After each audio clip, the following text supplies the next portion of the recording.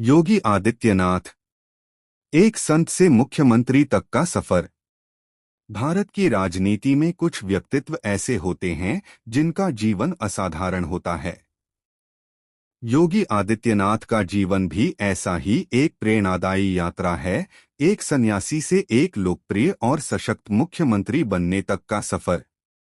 उनके जीवन की कहानी धर्म, राजनीति, साहस और सेवा का संगम है। प्रारंभिक जीवन। योगी आदित्यनाथ का जन्म 5 जून 1972 को उत्तराखंड राज्य के पौड़ी गढ़वाल जिले के यमकेश्वर तहसील के पंचूर गांव में हुआ था। उनका मूल नाम अजय सिंह बिष्ट था। पिता आनंद सिंह बिष्ट एक वन विभाग में रेंजर थे। माता सावित्री देवी एक धार्मिक और सरल स्वभाव की महिला थीं, जिनका योगी आदित्यनाथ के जीवन पर गहरा प्रभाव रहा। 6 भाई बहनों में अजय सिंह बिष्ट 5वें नंबर पर थे। उन्होंने प्राथमिक शिक्षा गांव के स्कूल से प्राप्त की और बाद में हेमवती नंदन बहुगुणा गढ़वाल विश्वविद्यालय से गणित विषय में स्नातक की डिग्री हासिल की। बचपन से ही वे तेजस्वी, अनुशासनप्रिय और नेतृत्व गुणों से परिपूर्ण थे। छात्र जीवन में वे सामाजिक और राष्ट्रीय मुद्दों के प्रति सजग रहते थे। गोरखनाथ मठ से जुड़ा। 1990 के दशक में उच्च शिक्षा के दौरान अजय सिंह बिष्ट का रुझान आध्यात्म की ओर बढ़ा। उनका संपर्क गोरखपुर के प्रसिद्ध संत महंत अवैद्यनाथ से हुआ। यह संपर्क उनके जीवन का निर्णायक मोड़ बन गया। कुछ समय बाद उन्होंने संन्यास लेने का निर्णय लिया और दीक्षा लेकर महंत अवैद्यनाथ के शिष्य बन गए। उन्हें नया नाम मिला, योगी आदित्यनाथ। सन 1994 में उन्होंने औपचारिक रूप से संन्यास धारण किया और गोरखनाथ मठ के उत्तराधिकारी घोषित किए गए। 1998 में जब उनके गुरु महंत अवैद्यनाथ ने राजनीति से संन्यास लिया, तब योगी आदित्यनाथ ने गोरखपुर से भारतीय जनता पार्टी के टिकट पर लोकसभा चुनाव लड़ा और केवल 26 वर्ष की आयु में सांसद चुने गए। वह 12वीं लोकसभा के सबसे युवा सांसदों में से एक थे। राजनीति में प्रवेश। योगी आदित्यनाथ का राजनीतिक जीवन किसी साधारण सांसद की तरह नहीं था। वह अपने स्पष्ट विचारों, हिंदुत्व की विचारधारा और जनसेवा की भावना के कारण बहुत जल्दी लोकप्रिय हो गए। गोरखपुर क्षेत्र में उनकी पकड़ मजबूत होती गई। उन्होंने लगातार 5 बार 1998 से 2014 तक गोरखपुर लोकसभा सीट से जीत हासिल की। उनकी राजनीति राष्ट्रवाद, सांस्कृतिक गौरव, हिंदू चेतना और विकास के सिद्धांतों पर आधारित रही है। वे अक्सर विवादों में भी रहे, लेकिन उनके अनुयायियों और समर्थकों के लिए वह दृढ़ विचारधारा और निष्कलंक छवि के प्रतीक बने रहे। हिंदू युवा वाहिनी। योगी आदित्यनाथ ने 2002 में हिंदू युवा वाहिनी नामक संगठन की स्थापना की। यह संगठन हिंदू समाज में सामाजिक जागरूकता, संस्कृति रक्षा और जनकल्याण के कार्यों के लिए बनाया गया। हालांकि कई बार इसे कट्टर हिंदुत्व से जोड़ा गया, लेकिन इसके माध्यम से योगी ने युवाओं को संगठित कर सामाजिक कार्यों में लगाया। मुख्यमंत्री पद की जिम्मेदारी। 2017 के उत्तर प्रदेश विधानसभा चुनाव में भाजपा ने भारी बहुमत से जीत दर्ज की। यह चुनाव प्रधानमंत्री नरेंद्र मोदी और भाजपा अध्यक्ष अमित शाह की रणनीति का परिणाम था। लेकिन जीत के बाद जब मुख्यमंत्री पद के लिए नाम तय करने की बारी आई, तब योगी आदित्यनाथ को यह जिम्मेदारी सौंपी गई। यह फैसला चौंकाने वाला था, क्योंकि योगी उस समय तक मुख्यधारा की भाजपा राजनीति से अलग माने जाते थे। 19 मार्च 2017 को योगी आदित्यनाथ ने उत्तर प्रदेश के 21वें मुख्यमंत्री के रूप में शपथ ली।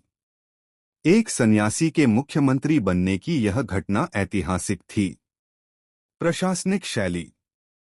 मुख्यमंत्री बनने के बाद योगी आदित्यनाथ ने प्रशासन में अनुशासन, पारदर्शिता और जवाबदेही को प्राथमिकता दी। उन्होंने एंटी रोमियो स्क्वाड, अवैध बूचड़खानों पर कार्रवाई, माफियाओं के खिलाफ ऑपरेशन क्लीन, गड्ढा मुक्त सड़कों का अभियान और कानून व्यवस्था में सुधार जैसे कदम उठाए। उन्होंने एक जिला एक उत्पाद ओडॉप योजना शुरू की, जिससे स्थानीय शिल्प और उद्योगों को बढ़ावा मिला।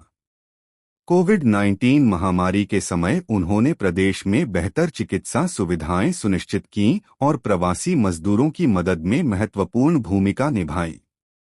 उनके शासन में अपराधियों के खिलाफ सख्त कार्रवाई की गई, जिससे ठोक दो नीति की भी चर्चा होने लगी। उन्होंने धार्मिक आयोजनों को प्रोत्साहित किया, जैसे अयोध्या में दीपोत्सव और मथुरा वृंदावन में ब्रज महोत्सव।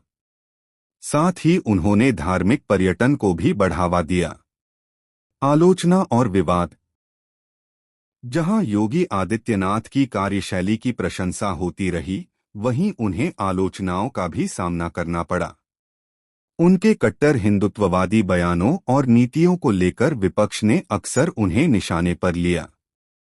अल्पसंख्यकों से संबंधित मुद्दों पर उनके रुख को लेकर भी तीखी बहसें होती रही हैं।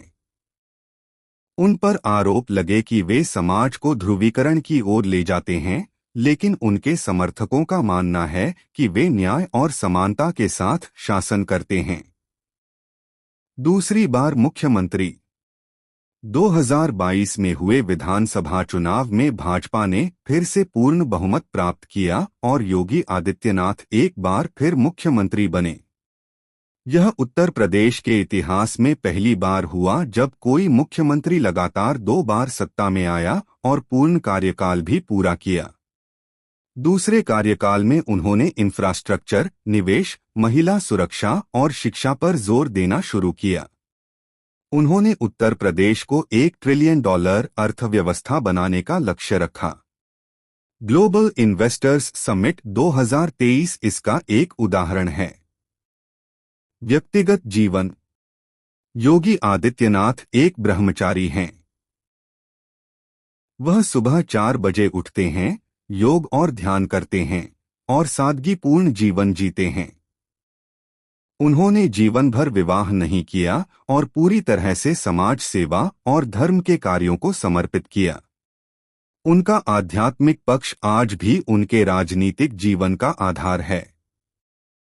वे गोरखनाथ मंदिर के महंत के रूप में अपनी धार्मिक जिम्मेदारियों का पालन करते हैं और धार्मिक आयोजनों में सक्रिय भागीदारी करते हैं।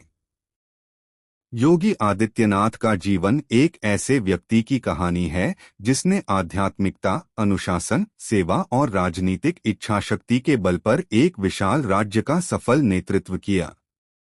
वे परंपराओं के पोषक हैं, लेकिन आधुनिकता के साथ संतुलन बनाए रखते हैं। आलोचनाओं के बावजूद उन्होंने अपने कार्यों से समर्थकों का विश्वास और जनता का समर्थन प्राप्त किया है। एक संत से मुख्यमंत्री बनने की यह यात्रा भारतीय लोकतंत्र में अद्वितीय है। यह कहानी दर्शाती है कि यदि उद्देश्य स्पष्ट हो, संकल्प अडिग हो और सेवा भावना दृढ़ हो, तो कोई भी व्यक्ति देश और समाज को दिशा देने वाला नेता बन सकता है।